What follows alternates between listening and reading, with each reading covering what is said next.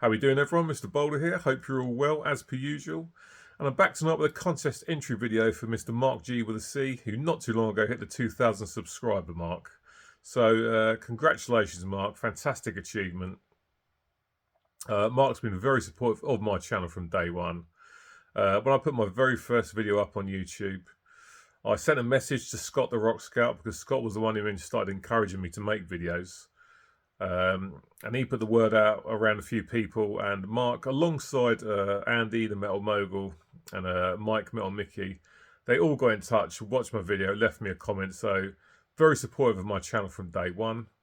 So we're going to get straight into the contest entry video, and this is See No Evil. So you show two albums where the album artwork enhances your listening pleasure of the album. Hear No Evil, you'll talk about two albums that you won't hear a bad word said about.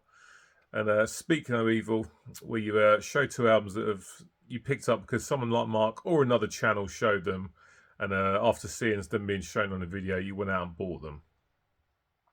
So obviously, See No Evil is first. So I'm going to show two albums, both from 1991. Excellent albums. The first one I'm going to show is actually my favourite album of 1991. So we're going to get straight into it after a sip of the usual coffee.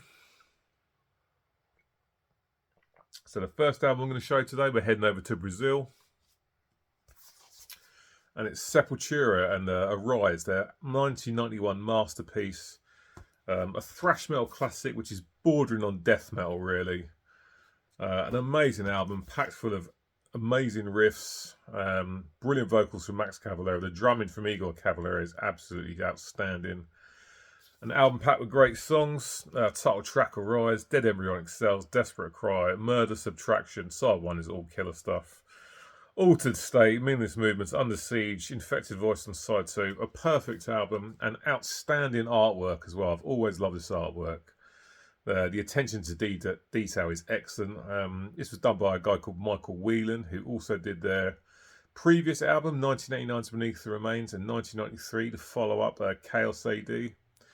Just a fantastic album with amazing artwork. It just looks absolutely superb. Excellent detail. Always loved it. Excellent stuff. So that's my first choice, Sepultura's Arise from 1991. And also from 1991, heading over to Holland.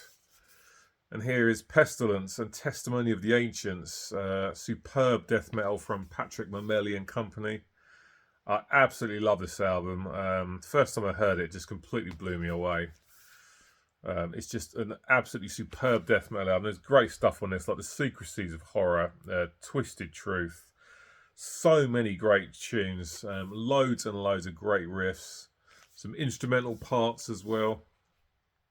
Just a fantastic song. Love the vocals. Sorry, fantastic album. Love the vocals. And this artwork is superb. Just take a look at that. It's absolutely brilliant. This was done by Dan Seagrave, who has done loads of great artwork over the years for metal bands. And yeah, this album artwork is just phenomenal. The album's phenomenal, and it just matches up to the quality of the music for me. Pestilence's Testimony of the Ancients, my second choice. Just brilliant, brilliant stuff. A fantastic album. Excellent artwork.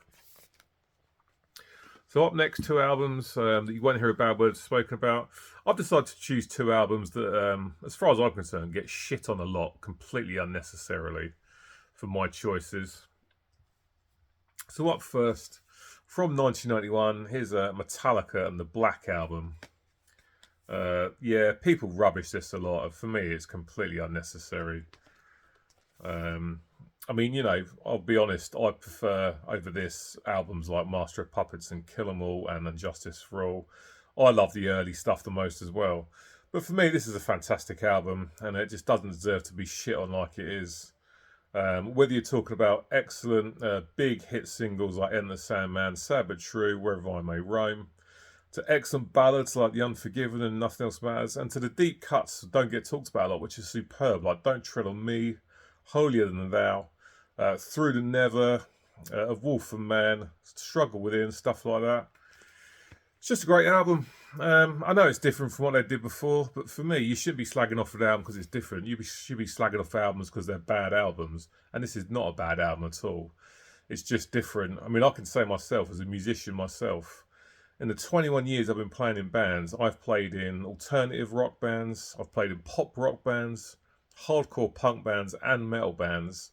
So I don't blame Metallica for changing up their style. I'm not sure I would want to play the exact same style of music for 40 years straight.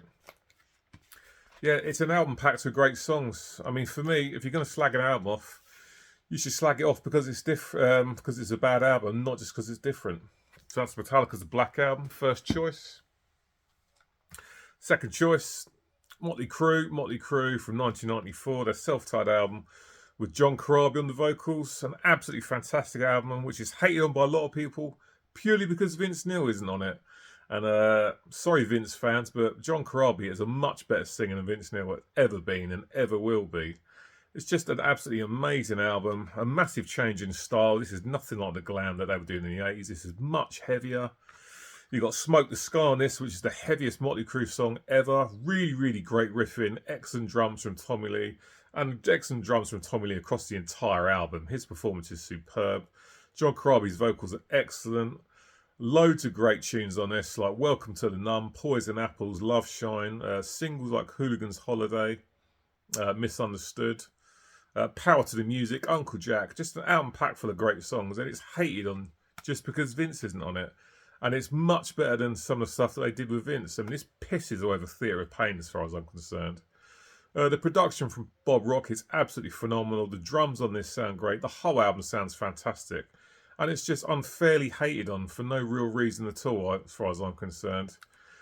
Again, you know, if you're going to hate an album because it's a bad album. Don't hate it just because it's different. And this is absolutely superb. And if you still slept on this, and I can't stress enough that you should go out and check it out and have an open mind, listen to it, because it's absolutely fantastic. And if anyone out there in any position of power is watching this, for God's sake, please fucking reissue this on vinyl, because it's absolutely absurdly expensive to get hold of. And it's a fantastic album I would love to have on vinyl. So up next, Hear No Evil. And I'm going to go choose one album that Marc showed on his channel, which I'd never heard of the band before, actually. And then I'm going to show an album that was shown by a couple of other guys in the VC. So up first, the one I'm going to show that Marc introduced me to, and is Gore Guts, and this is Considered Dead from 1991. Excellent technical death metal from Canada. I'd never heard of these guys at all. And I heard Marc waxing lyrical about this album so much, I knew I had to give it a try. And I didn't even check out and listen to it on like YouTube or Spotify or something. I just bought it.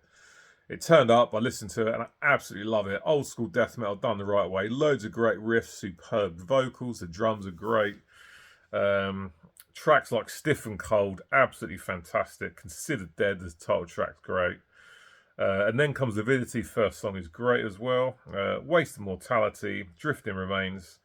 Stuff like that. Just an excellent death metal album. I'd never heard these guys before.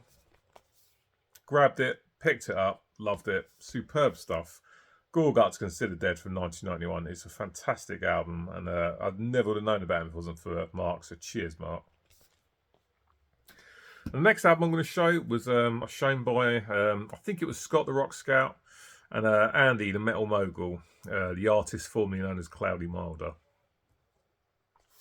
And it's Sword and Metallized from 1987. This is traditional heavy metal. I had never heard of these guys before. So Scott showed it, I think, and I'm pretty sure Andy showed it as well. Both in quick succession of each other. And they both talked about it, about how great it was, and I knew I had to give it a listen. And it's absolutely fantastic. Brilliant stuff from 87. Great tracks on this, like Children of Heaven, Stoned Again, Dare to Spit, Out of Control, last song on side A is superb. Edge of the Night, Runaway, Where to Hide, Stuck in Rock, Evil Spell, the last track.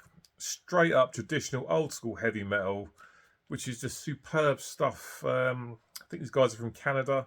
Again, I'd never heard of this, and again, I didn't check it out. I just bought it because after sort of Scott and Andy saying about what an excellent album it was, and they weren't wrong. It's absolutely fantastic. I love this album.